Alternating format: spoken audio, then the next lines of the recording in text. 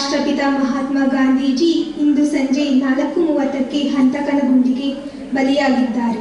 ಇಡೀ ದೇಶ ಶೋಕ ಸಾಗರದಲ್ಲಿ ಮುಳುಗಿದೆ.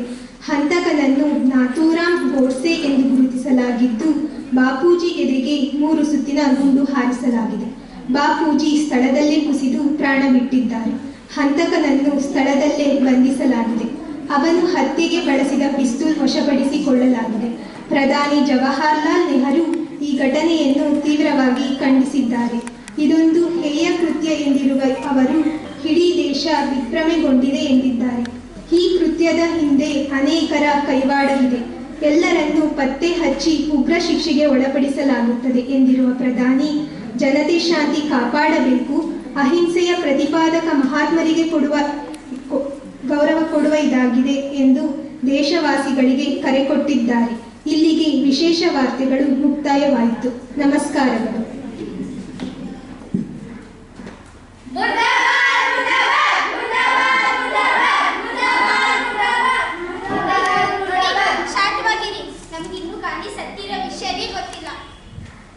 ನಮ್ಮಣ್ಣ ಅಂತ ಪಾಪಕೃತ್ಯಕ್ಕೆ ಕೈ ಹಾಕುವವರೇ ಅಲ್ಲ. ನೋಡಿ, ದಯವಿಟ್ಟು ತೊಂದರೆ ಕೊಡಬೇಡಿ. ಮುಚ್ಚಬಾಯಿ, ಸಾಕು ನಿನ್ನ ನಾಟಕ. ನಿನ್ನ ಅಣ್ಣ ಎಂತವನು ಅಂತ ಎಲ್ಲರಿಗೂ ಗೊತ್ತು.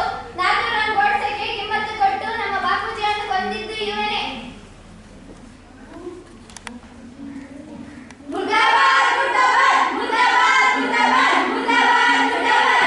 ನನ್ನ ಮಾತು ಸ್ವಲ್ಪ ಕೇಳಿ. ಗಾಂಧೀಜಿಯ ಕೊಲೆಗೂ ನನಗೂ ಯಾವುದೇ ಸಂಬಂಧವಿಲ್ಲ. ನಾನು ಗಾಂಧೀಜಿಯ ಕೊಲೆಯ ಸುದ್ದಿಯಿಂದ ಚೇತರಿಸಿಯೇ ಕೊಂಡಿಲ್ಲ. ಯಾರು ನೀವೆಲ್ಲ?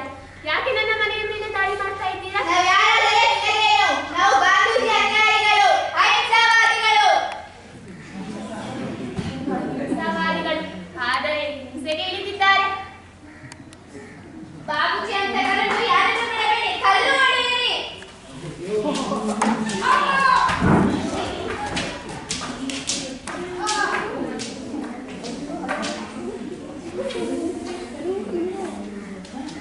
ತಮ್ಮ ನಾರಾಯಣ, ಏನಾಗುತ್ತಿದೆ? ನೋವಾಗುತ್ತಿದೆ? ನೀನು ವೈದ್ಯನಾಗಿ ರೋಗಿಗಳ ಬದುಕಿಗಾಗಿ ಯಾರಿಗಾಗಿ ನಿನ್ನ ಜೀವನವನ್ನೇ ಮುಡಿಪಾಗಿಟ್ಟಿದೆಯೋ ಅವರೇ ನಿನ್ನನ್ನು ದಂಡಿಸಲು ಮುಂದಾಗಿದ್ದಾರೆ. ಅಣ್ಣ, ನೀವು ಘೋರ ಕರಿಕೀರಿನ 27 ವರ್ಷ ಘೋರ ಕರಿಕೀರಿನ ಶಿಕ್ಷೆ ಅನುಭವಿಸಿದ್ದು ಇದಕ್ಕೇನಾ? ತಾಯಿ ಭಾರತೀಯ ಸ್ವಾತಂತ್ರ್ಯಕ್ಕಾಗಿ ನಿನ್ನ ಜೀವನವನ್ನು ತೆಗೆದಿದ್ದು ಇದಕ್ಕೇನಾ? ಬಾಲ್ಯ, ಏನಾಗುತ್ತಿದೆ? ನೋವಾಗುತ್ತಿದೆ? ನಿನ್ನನ್ನು ಕಣ್ಣಿನಲ್ಲಿ ಕಣ್ಣಿಟ್ಟು ನೋಡಿಕೊಳ್ಳುತ್ತೇನೆ ಎಂದು ಅಂದು ನಾನು ನನ್ನ ಹೆತ್ತ ತಾಯಿಗೆ ವಚನ ಕೊಟ್ಟಿದ್ದೆ. ಆದರೆ ಇಂದು ನನ್ನಿಂದ ಆಗಲಿಲ್ಲ. ಕ್ಷಮಿಸು ತಾಯಿ.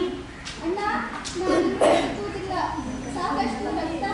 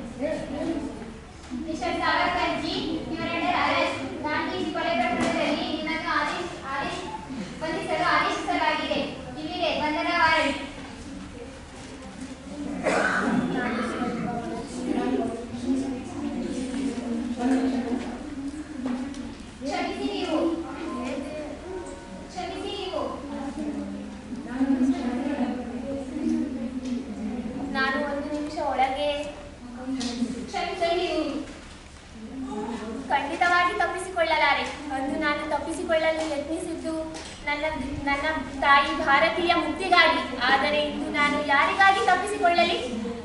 ಅಲ್ಲದೆ ಈಗ ಆ ಚೈತನ್ಯವೂ ನನ್ನಲ್ಲಿಲ್ಲ.